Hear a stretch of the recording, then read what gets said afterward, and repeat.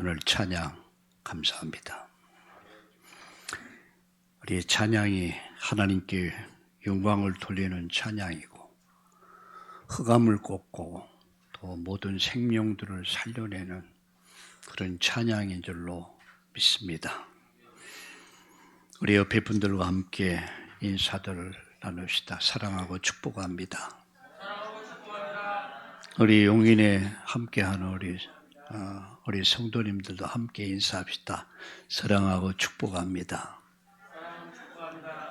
또 인터넷으로 함께하는 모든 분들 또 주의 은혜가 있기를 예수님의 이름으로 축복합니다. 저는 어제 40년 전 기억이 됩니다. 40여 년 전에 어떤 분에게 복음을 전했습니다. 그때는 참 씨가 날 수 있을까? 이제 농부가 씨를 뿌리면서 그런 염려를 하면 안 되겠죠. 근데 전도하다 보면은 씨가 날 수 있을까? 네, 예외로 그 속에서 진짜 알곡이 있더라고요.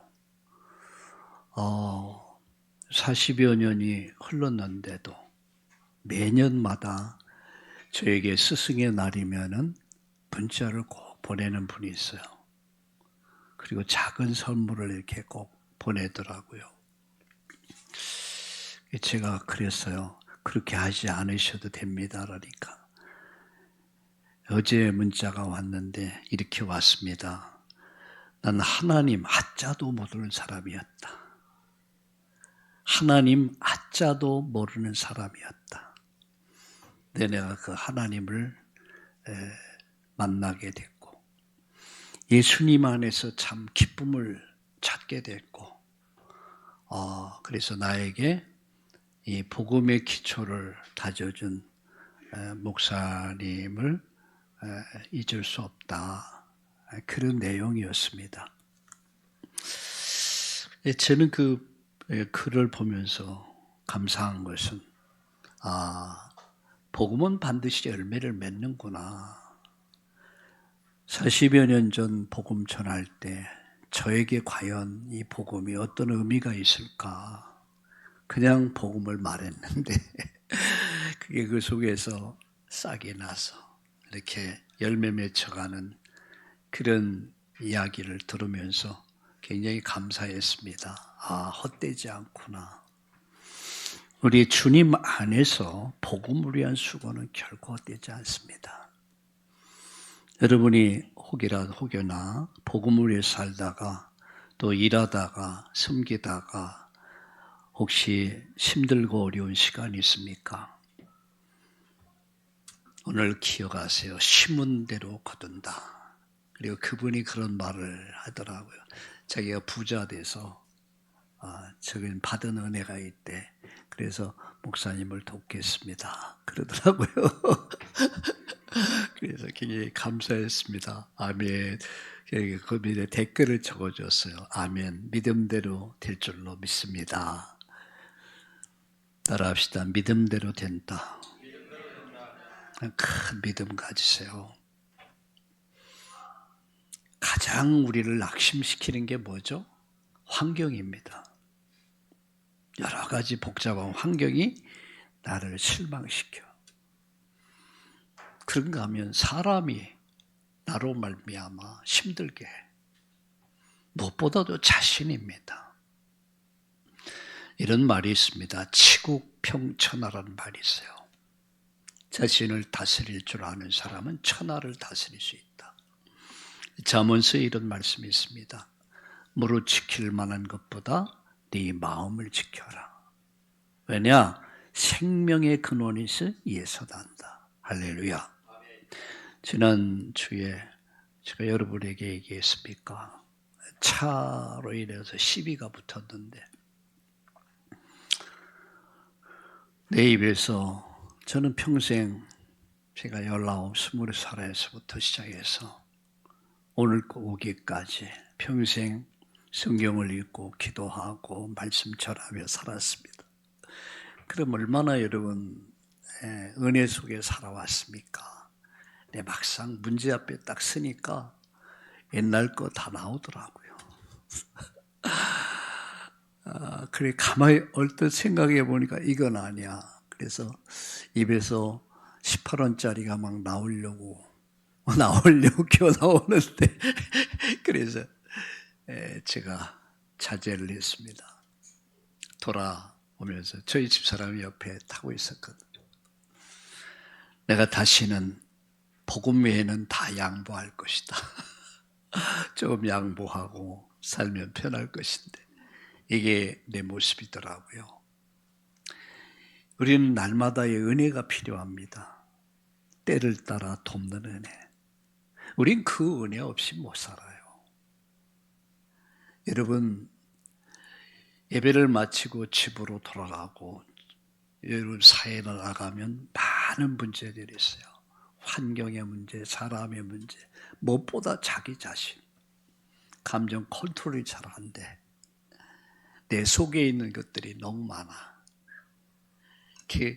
오늘 아침 이렇게 기도하는데 가스펠송이라고 생각이 나더라고요. 내 속에 내가 너무도 많아. 그대가 내 안에 쉴 곳이 없어. 그게 찬송입니다. 가스펠송이에요. 내가 너무 내 안에 많아. 예수님이 내 안에 쉴 곳이 없어. 그 찬양하면서 이게 내 모습이구나 라는 것을 생각하면서 하나님 내 모습 보면 너무나 형편없습니다. 나는 은혜가 필요합니다. 그럼에도 불구하고 또 여기까지 이끌으신 하나님께 감사합니다. 주님 사랑합니다. 주님을 의지합니다. 주님 불쌍히 여겨주시고 도와주옵소서.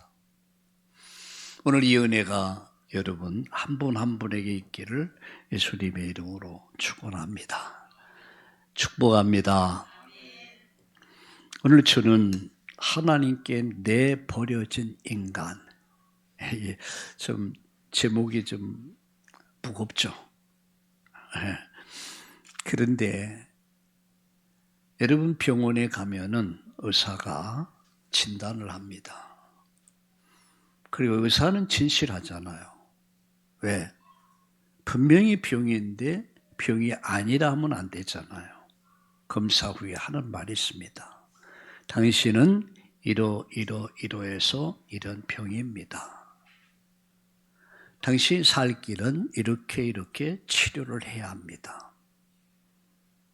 그때 환자가 나 괜찮다고, 내가 아는 바가 있다고, 내 답이 있다고 그러면 그 환자 죽는 겁니다. 성경은 우리에게 무엇을 말씀하느냐? 인간이 누군가예요. 인간이 누군가? 그게 바로 로마서 1장, 2장, 3장, 4장까지 내용입니다. 인간이 사는 길이 뭐냐? 그러면서 이제 복음을 제시하는 거예요. 바울이 지금 로마서를 기록하면서 로마 교회에 있는 성도들에게 바로 이야기하고 있는 거예요. 하나님은 복음을 주셨다. 그게 로마서 1장입니다. 전반절에 보면 하나님 우리에게 복음을 주셨다. 사는 길을 주셨다 말이에요. 나는 할 수만 있다면 로마에 있는 너에게 이 복음 전하기를 원한다. 정말 사는 길이 뭐냐? 사는 길이 여기 있다. 할 수만 있다면 로마에 있는 너에게 복음 전하기를 원한다. 여러분 정말 우리가 복음을 안다면 이 복음이 오직이라는 사실을 안다면 유일이라는 사실을 안다면 사는 길이라는 사실을 안다면 우리가 가만히 있을 수가 없잖아요. 내 사랑하는 부모님, 내가 사랑하는 형제들, 내가 사랑하는 아내, 내가 사랑하는 남편, 내가 사랑하는 내 아들, 딸들에게 무엇을 전해야 할 것입니까? 지식을 전해줄 겁니까? 재물을 전해줄 겁니까? 우리는 많은 부모님들은 자식들이 많은 지식을 전수해줘요. 또 많은 재물을 물려주고 싶어 해요. 그러나 여러분 정말 복음을 안다면 재물, 지식 아닙니다. 여호와를 경외하는 것이 지식의 뭐라고요? 근본이란 말이야. 이 복음을 전달한다면 내 아들, 딸들이 살아나요. 내 가족이 살아. 가문이 살아. 이게 복음이란 말이야. 할 수만 있다면, 그게 로마서 1장의 바울의 고백입니다. 할 수만 있다면 나 빨리 가서 로마인 너에게 이 복음 전하기를 원한다. 여러분 오늘 할 수만 있다면 오늘 빨리 집에 돌아가셔서 복음을 모르는 이들에게 복음 전해서 그들을 살릴 수 있기를 축원합니다. 그들을 구원할 수 있기를 예수님의 이름으로 축원합니다. 어떤 부인이 집사님이었는데 남편이 불신자였어요. 그런데 늘 이야기하면 안 들었어요. 나중에 하는 말이 낙심이 돼버린 거야. 이게 포기한 거야. 언젠가 돌아오겠죠. 근데 그 남편이 교통사고로 죽었어요. 하는 말, 그때 목숨을 걸고라도 정말 목숨을 걸고라도 내 남편에게 이 복음을 전했어야 되는데 난 그때 몰랐어요. 얼마든지 우리에겐 기회가 있다는 그렇게 생각했어요. 그런데 기회를 잃어버렸어. 내가 복음을 전할 수 있는 기회를 잃어버렸어. 그러면서 우는 모습을 봤습니다. 하나님 우리에게 복음을 주셨어요. 살 수 있는 길을 열어주셨어요. 그러나 지난 주일 말씀드렸습니다. 인간은 하나님을 거절했습니다. 그게 지난 주일 설교 말씀이었습니다. 하나님을 거절한 인간. 하나님 사는 길을 주셨는데, 영생의 길을 주셨는데, 인간이 다시 살 수 있는 길을 주셨는데 그 길을 인간은 거부해버렸어요. 하나님은 자연 계시를 통해서 이 자연을 통해서 하나님을 계시하셨어요. 양심 계시를 통해서 계시하셨는데 인간은 양심이 화인 맞아버려서 하나님은 특별 계시를 주셨어요. 그게 말씀입니다. 그래서 말씀을 읽고 듣고 묵상하다가 하나님을 만나게 되는 겁니다. 그래서 말씀을 읽어라 들어라 하는 이유가 그 말씀의 핵심은 말씀의 가장 중심은 바로 예수가 그리스도다. 바로 그 말씀입니다. 오늘 일부 예배에서 여러분 말씀을 드렸습니다. 신앙의 큰 고백이 있다면 그것은 주는 그리스도시요 살아계신 하나님의 아들이십니다. 이게 최고의 고백이다.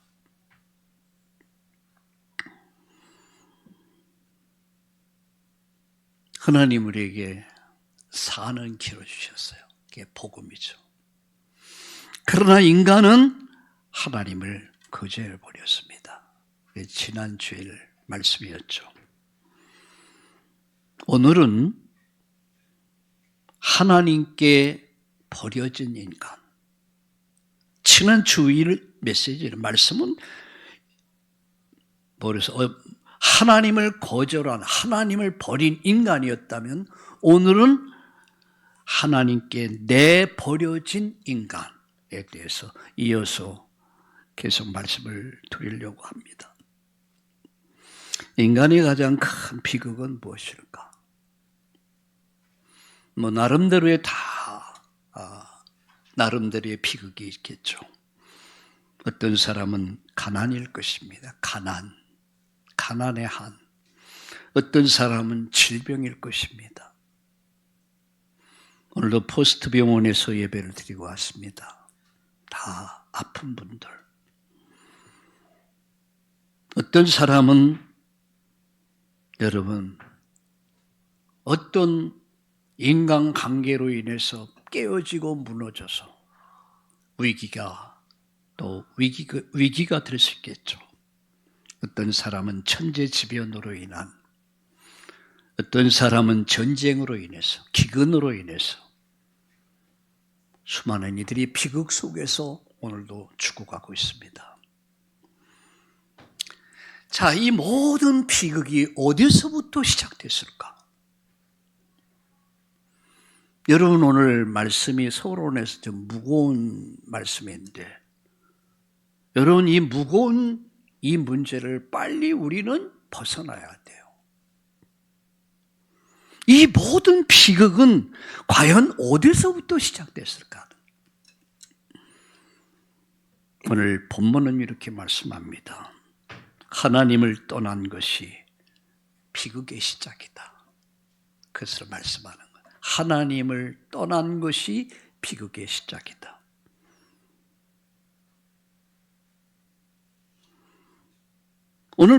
오늘 본문에 보면 무슨 말씀이 3번이 반복됩니다. 그게 1장 24절이에요. 우리 한번 같이 봅시다.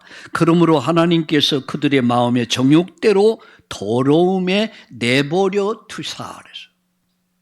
정욕대로 내버려 두셨다. 내버렸다고 그랬습니다. 여러분 26절을 보세요. 이 때문에 하나님께서 그들을 부끄러운 욕심에 내버려 두셨으니, 그들의 욕심대로 내버려 두셨다. 근데요, 28절에 또 합니다. 또 말씀하죠. 성경 보세요. 또한 그들이 마음에 하나님 두기를 싫어하며 하나님께서 그들을 그 상실한 마음대로 내버려 두사. 반복되는 단어가 있습니다. 내버려 두셨다는 것.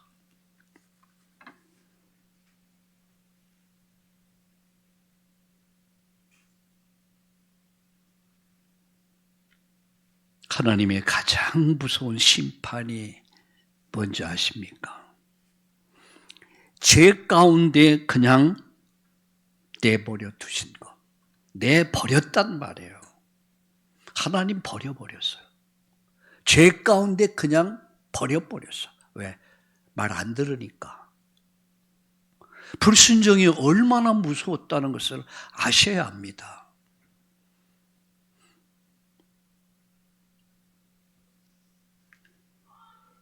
사람들은 자유라고 말합니다. 그렇게 생각합니다. 예수 믿는 것을, 교회에 나오는 것을 단순히 어떤 룰에 묶여가지고 이러지도 못하고 저러지도 못하는 묶여서 산다 라고 생각합니다. 여러분은 어떻게 생각하세요? 여러분도 그렇게 생각하세요? 그래서 많은 사람들이 공휴일이라고 그러죠. 휴일이라고 그러죠. 많은 사람들이 산으로 둘러 하이킹도 하고 낚시도 하고 골프도 하고 뭐 친구도 만나고 연인들 만나고 그 만남이 잘못됐다는 얘기 아니에요.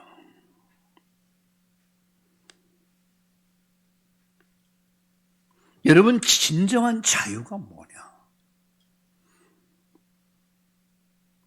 우리는 죄에서와 마귀의 노예돼서 죽음의 노예가 돼서 살고 있단 말이에요.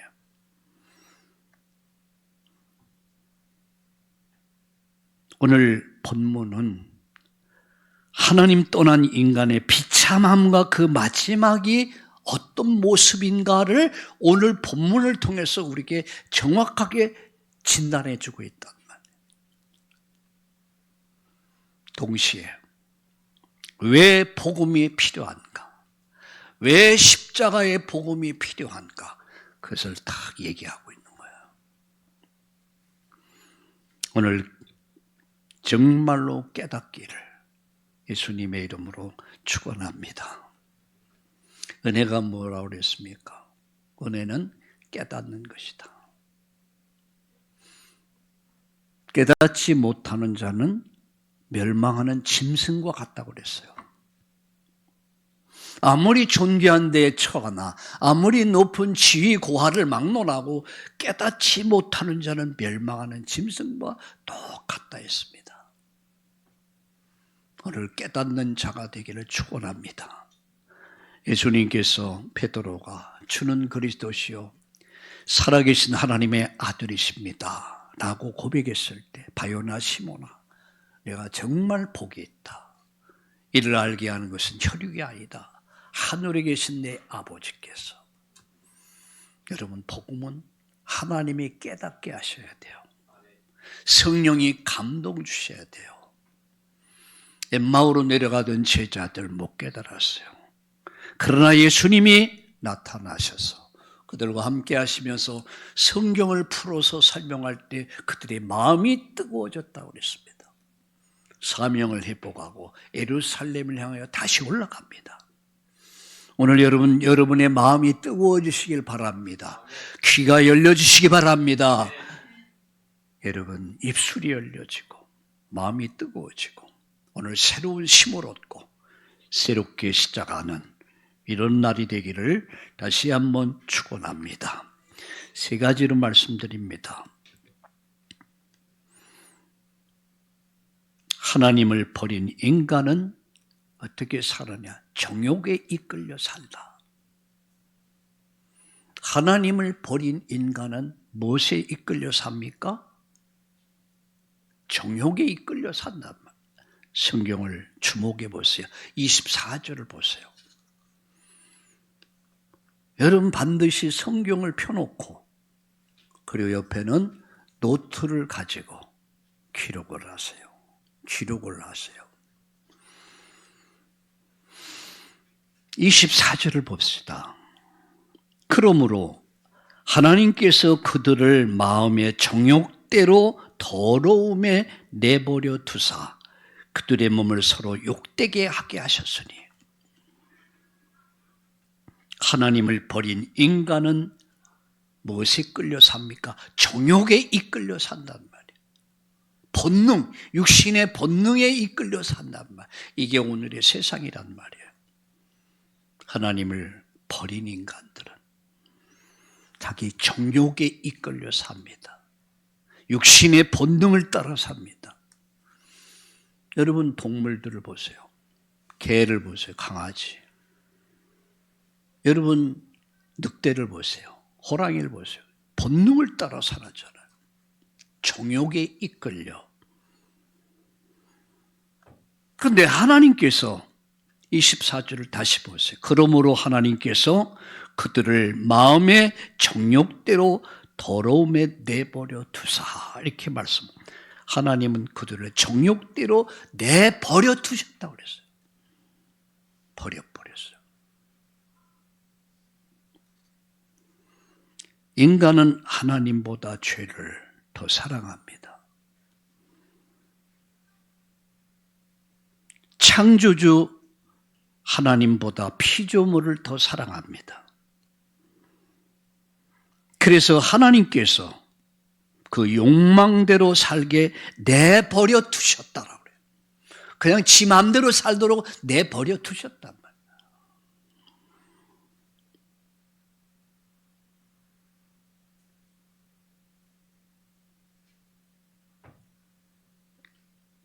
죄는 처음에는 달콤합니다.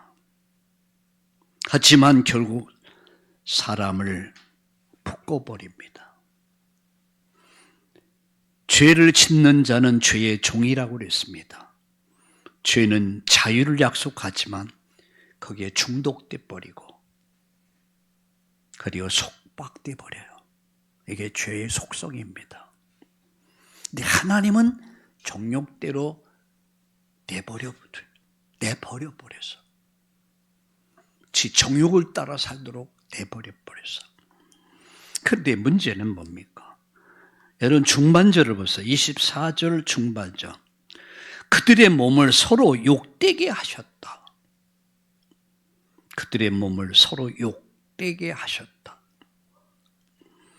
죄는 인간의 몸뿐만 아니라 삶까지 더럽히는 것이 죄입니다. 죄는 영혼만 병들게 하지 않습니다. 삶과 몸까지 망가뜨린단 말이에요. 술과 음란, 중독은 잠시 쾌락을 주는 것 같지만 결국 인생을 망가뜨려 버리는 거예요. 하나님 떠난 자유는 참 자유가 아닙니다. 고린도전서 6장 19절에 성령의 전, 우리는 성령의 전이에요. 성령의 전을 더럽히지 말라고 했습니다. 그때 하나님을 버린 그들은 정욕에 끌려 삽니다. 정욕대로 내버려 죄는 몸과 삶까지 더럽히고, 그리고 결국은 인간은 진리를 거짓으로 바꿔버렸어요. 여러분 25절 하반절 보세요. 이는 그들이 하나님의 진리를 거짓으로 바꾸어 피조물을 조물주보다도 경배하고 섬김이라 주는 곧 영원히 찬송할 시료다. 아멘. 인간은 진리를 거짓으로 바꿨습니다. 하나님 말씀보다 자기 욕망을 기준으로 삼습니다. 욕망을 따라 살아가. 이런 자는 예배가 그렇게 소중하지 않아요. 하나님께 드리는 헌금이 소중하지 않아. 이런 이는요, 말씀이 그리 소중하지 않아. 뭐가 기준입니까? 자기 욕망이야. 자기 욕망을 따라 살아. 오늘 이 시대는 죄를 죄라고 하지 않습니다. 죄인데 죄라고 하지 않아요. 오히려 죄를 자유라고 합니다. 자유. 오히려 예수 믿는 것을 자유를 뺏어버린다, 뺏긴다, 이런 생각을 가져요. 그러나 진리를 버리면 여러분 가정도 사회도 결국 무너지는 겁니다.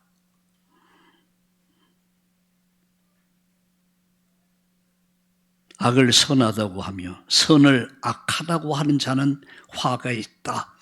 이사야서 50장 28절에 그렇게 말씀하고 있습니다. 우리가 사는 세상은 이렇게 말합니다. 악을 선하다 합니다. 선을 악하다고 합니다. 그래서 많은 이들이 어려움을 당할 수가 있습니다. 그러나 여러분 속지 마세요. 진리는 진리입니다. 진리는 승리합니다. 여러분 탕자의 비유가 나오죠. 그 탕자는 있는 재산, 자기 몫을 챙겨서 집을 떠납니다. 이제 자유다. 난 자유해. 왜 더 이상 아버지의 간섭, 더 이상 아버지의 어떤 제자가 필요 없어. 그래서 자유를 선언합니다. 마음껏 먹고 마음껏 즐기고 마음대로 살았습니다. 그러나 결과는 있는 것 다 재산 날리고 사람 다 잃어버리고 자기 존귀함까지 잃어버리고 결국 돼지우리에서 그의 인생이 무너져 버립니다. 성경이 말하는 돼지우리는 뭡니까? 바로 세상의 악을 말하는, 죄를 말하는, 거기서 다 무너져 버려요. 하나님 떠난 자유는 자유가 아닙니다. 거기서부터 인생은 비극이 시작되는 거예요. 두 번째입니다. 하나님을 떠난 인간은 어떻게 되느냐? 삶이 뒤틀려 버린다. 삶이 뒤틀려 버렸어요. 여러분 26절을 한번 같이 보세요. 이 때문에 하나님께서 그들을 부끄러운 욕심에 내버려 두셨으리. 하나님 내버려 버렸어요. 하나님께서 부끄러운 욕심에 내버려뒀단 말이에요. 각 사람이 시험을 받는 것은 자기 욕심에 이끌려 미혹된다. 자기 욕심에 이끌려 미혹된다. 여러분, 말씀에 이끌려 살지언정 욕심에 이끌려 살지 않길 바랍니다. 그 시대의 사람들이 그랬어요. 자기 욕심에 이끌려 살다 보니까 그들이 그 시험에 빠져버린 거죠.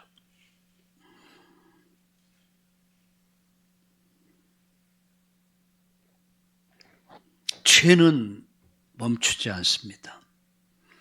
작은 죄가 큰 죄를 부르고 욕심은 점점 커집니다. 처음은 양심에 가책이 있었지만 죄가 익숙해지면서 서서히 그 양심이 마비되어 버리는 거예요. 오늘의 세상을 보세요. 오늘의 여러분 정치하는 사람들을 보세요. 교육하는 사람들을 보세요. 그들에서 올바른 양심을 찾아보기는 어렵습니다. 오히려 그것이 문화가 대폭하고 있습니다. 하나님 떠난 인간은 그 삶이 뒤틀려 버린다. 하나님께서 부끄러운 욕심에 내버렸다고 그랬어요. 인간은 결국 하나님 창조 질서를 파괴합니다. 26절을 보세요. 이 때문에 하나님께서 그들을 부끄러운 욕심에 내버려 두셨으니 곧 그들의 여자들도 순리대로 쓸 것을 받고 영리로 쓰며 이렇게 말씀합니다. 창조 질서. 하나님은 질서의 하나님입니다. 사회도 질서가 있어야 합니다. 가정에도 질서가 있고 사회도 질서가 있고 나라에도 질서가 있어요. 이 질서가 무너지면 뒤죽박죽 돼버리는 거예요. 남자는 남자의 위치에서, 아내는 아내의 위치에서, 회사에도 질서가 있습니다. 이 사회도 질서가 있습니다. 근데 죄는 하나님의 질서를 완전 붕괴시켜버렸습니다.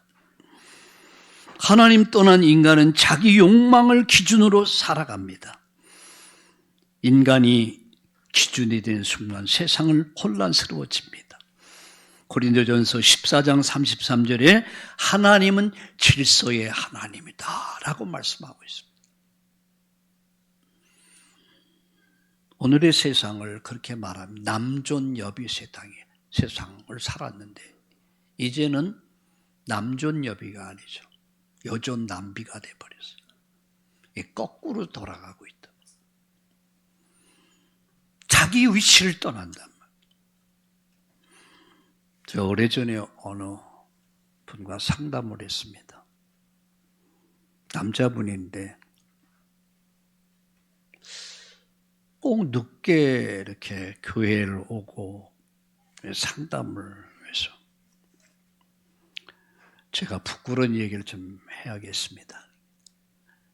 어떤 부끄러운 이야기인데요. 하니까 자기가 부인에게 매를 맞고 산대. 도저히 저도 얘긴 들었지만 못 봤잖아요. 예? 자기는 그래서 집에 일찍 안 들어간대. 마님께서 주무시고 나서 조용히 들어가서 잠을 자고 아침에 나온대. 막 꼬집고 때리고 이 몸을 보여주는데요. 시퍼렇게 멍이 들어있더라고요. 야, 속으로 제가 야 인간아 이런 말이 절로 나오더라고요. 어떤 여자일까? 내가 굉장히 궁금했습니다. 근데 그 여자는 보질 못했어요. 근데 그 남자를 제가 알죠. 그래서 제가 기도해주고 말씀으로 이렇게 답을 준 적이 있습니다.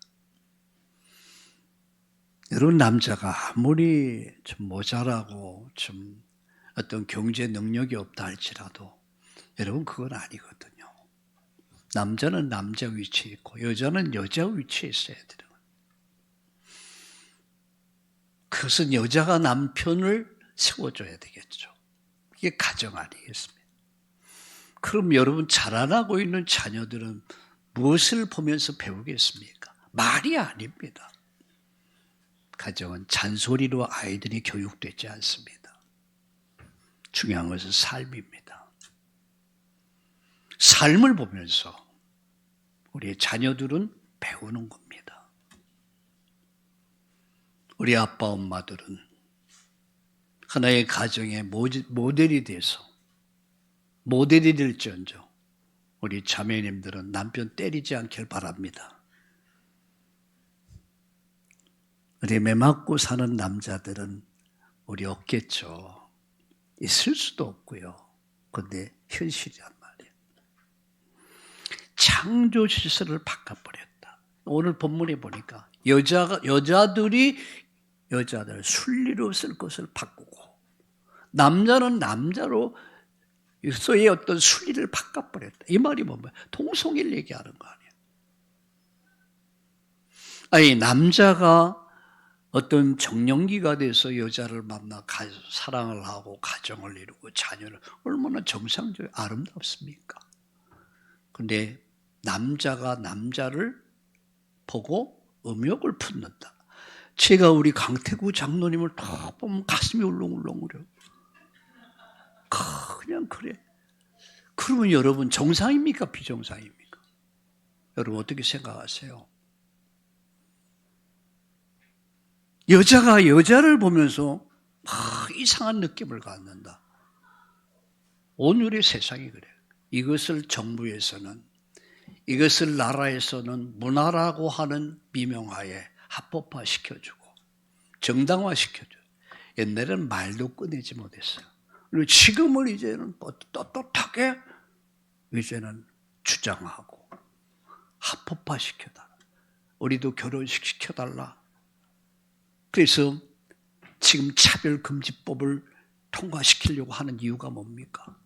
표 아닙니까? 표를 얻어야 되니까. 모든 질서가 무너지는 거예요. 여러분, 수탉이 수탉을 사랑하는 법이 있습니까? 여러분, 이것은 정상이 아니다. 모든 것은 순리가 있단 말이야. 하나님 남자를 만드시고 여자를 만드시고 가정을 만드시고 그래서 사회가 이루어지고 국가가 이루어지고 이게 정상적 가정이란 말이야. 근데 이때도 바울이 로마서를 쓸 때 이때도 이미 이러한 죄들이 아주 엄청나게 퍼져 있었다는 사실이에요. 여러분, 다시 한번 성경 보세요. 26절 보세요. 이 때문에 하나님께서 그들을 부끄러운 욕심에 내버려 두셨으니 곧 그들이 여자들도 순리대로 쓸 것을 받고 영리로 쓰며 그와 같이 남자들도 순리대로 여자 쓰기를 버리고 서로 향하여 음욕에 불릴 듯하며 남자가 남자로 더불어 부끄러운 일을 행하며 그들의 그릇에 상당한 보응을 그들 자신이 받았느니라 라고 말씀합니다. 창조 질서를 다 망가뜨리는 거. 그러면서 동성애 하신 분들 보니까 또 입양을 한대. 또 입양. 자식 못 나니까. 그 입양을 하면은 입양한 아이가 누구에게 아빠라고 하고 누구에게 엄마라고 할 겁니까? 아이 정체성에 혼란이 온단 말이에요. 그럼 이 아이가 성장을 해 정상적 인간이 될 수 있습니까? 얼마나 병들었겠습니까? 사회를 올바로 볼 수 있습니까? 이런 자들이 나라의 지도자가 된단 말이에요. 여러분, 유럽의 어느 대통령을 보니까 동성애자야. 저는 묻고 싶어요. 자격이 있냐는 얘기예요. 저는 성경을 보면서 여러분과 함께하면서 말씀이 우리의 기준 아닙니까? 창조의 질서를 우리가 지키고 그 질서를 따라 가정을 지키고 가꾸고 우리 자녀를 낳고 기르면서 또 이들이 정상적 가정을 가질 수 있도록 그 역할을 우리가 해야 되는 거 아니겠습니까? 이것은 장려의 대상이 아닙니다. 치료의 대상이에요. 그래서 생각도 있어요. 우리 교회에 만약에 이런 분들이 온다면 나는 어떻게 할 것인가? 나는 기도해 줘야겠죠. 그리고 이들을 바르게 깨닫고 또 쓸 수 있도록 도와줘야겠죠. 상당히 어려운 부분이지만 그래도 복음은 능력이기 때문에 하나님이 사람을 치료하고 회복시킬 줄로 믿습니다. 그래서 이런 분들은 우리가 기도해야 될 대상이야. 도와줄 대상이란 말이야. 하나님을 떠난 인간은 삶이 뒤틀려 버려요. 부끄러운 욕심에 내버려 두셨습니다. 인간은 창조 질서를 다 망가뜨리고 있어요. 죄의 결과는 결국 고통과 멸망입니다. 27절을 보세요. 그와 같이 남자들도 순리대로 여자 쓰기를 버리고 서로 향하여 음욕이 불릴 듯하며 남자가 남자와 더불어 부끄러운 일을 행하며 그들이 그릇에 상당한 봉을 그들 자신이 받았느니라.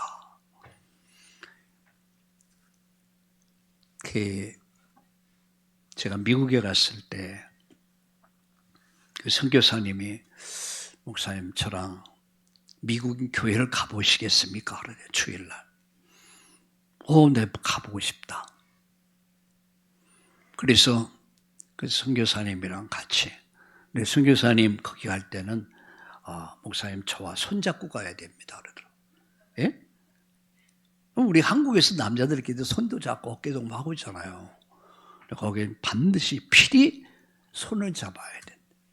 그래서 왜요? 그러니까 목사님 신기한 것들을 볼 거래요 오늘. 그래서 이제 갔어요. 갔더니 다 이렇게 짝짝이 쌍쌍이 가는데 정상적인 남녀는 없어. 다 남자들끼리 여자들끼리 손잡고 어깨동무하고.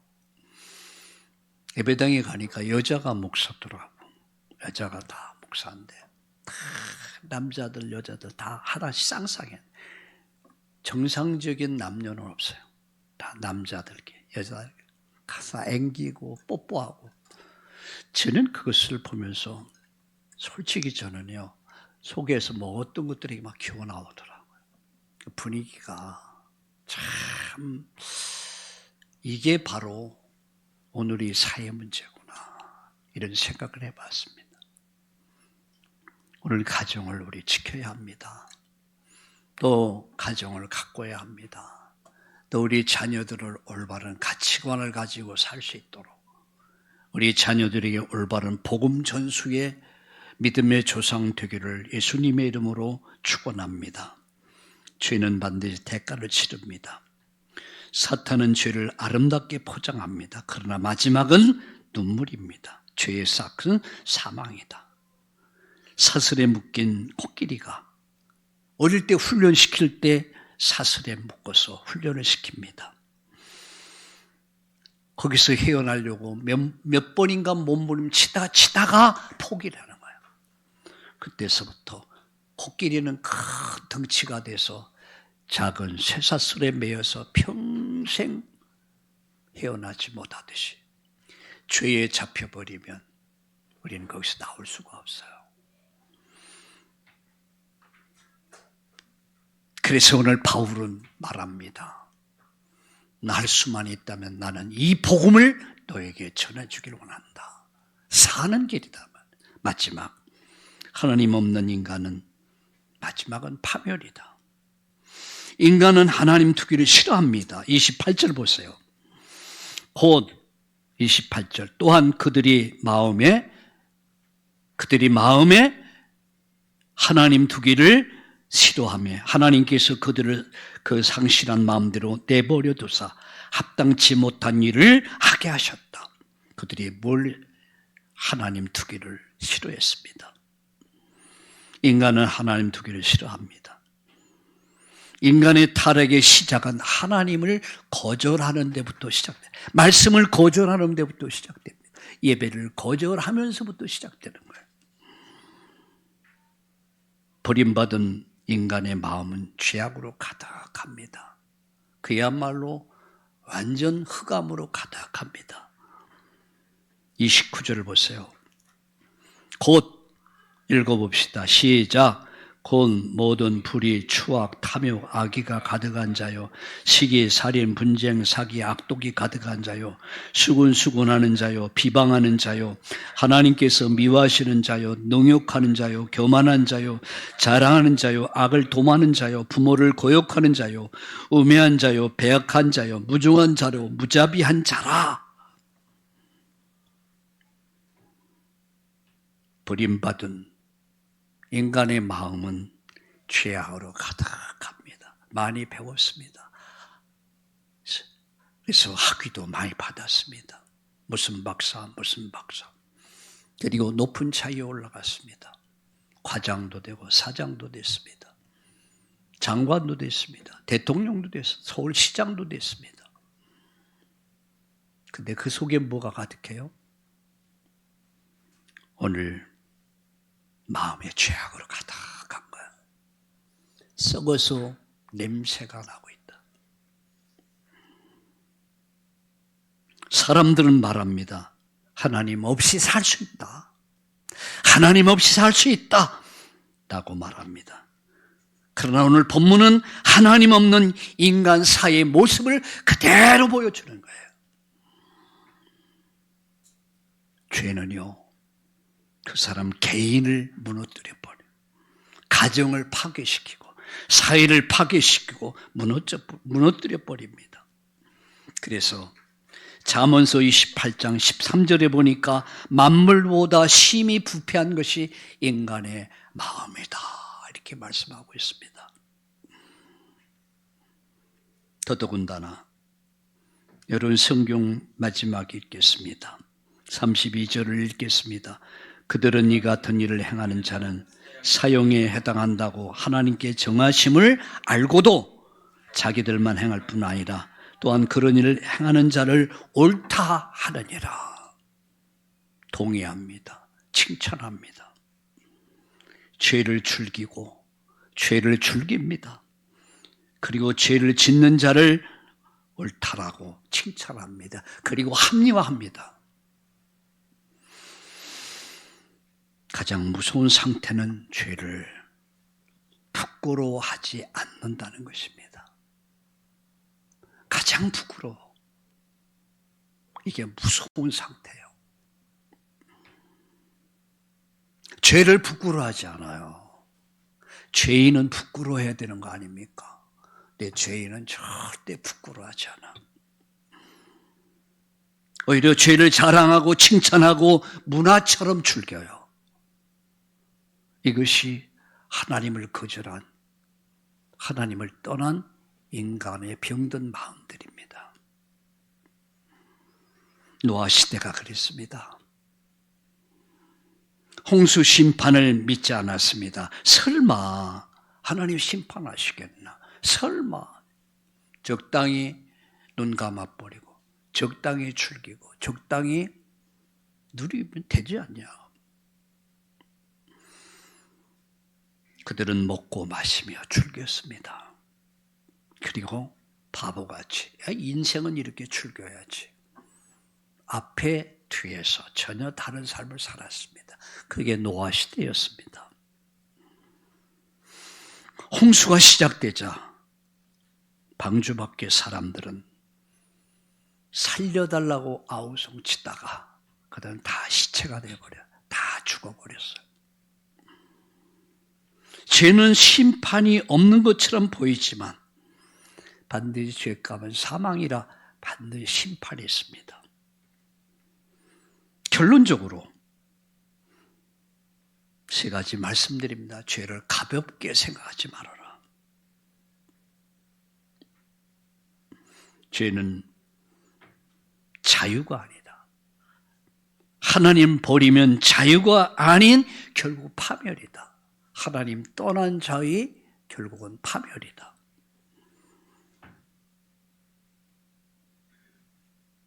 하나님 없이 살 수 있다라는 교만을 회개하고 오직 복음만이 살 길이라는 사실을 깨닫고 우리가 하나님께로 낯을 향합시다. 다른 이로선 구원받을 수 없다. 바울이 왜 그렇게 복음 말했습니까? 사는 길이야. 내가 사는 길이야. 우리가 사는 길이야. 우리 가정이 사는 길이야. 우리 후대들이 사는 길이야. 이 사회와 국가와 인류가 사는 길이야. 복음은 능력이라 하지 않습니까? 구원을 주시는 능력. 이 능력이 여러분에게 충만하기를 축원합니다.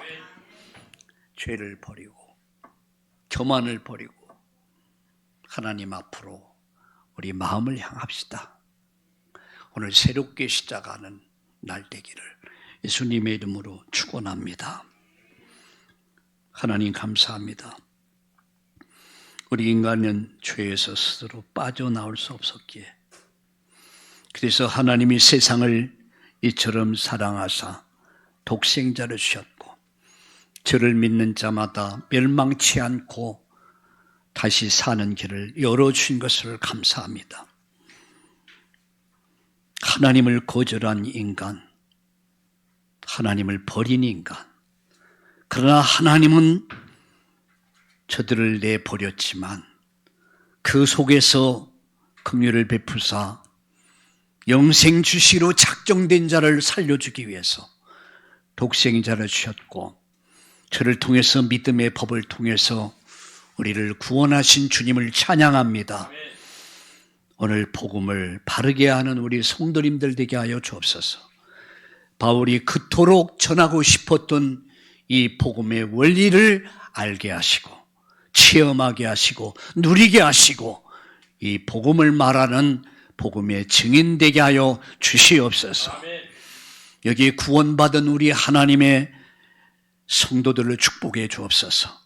저들의 영혼이 잘되게 하시고 범사가 잘되며 건강에 축복이 이른 역사가 일어나게 하여 주시옵소서. 복음을 부끄러워하지 않는 자들이 되게 하여 주시옵소서.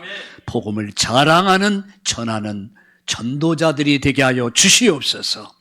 예수님의 이름으로 감사하며 기도드리옵나이다. 아멘.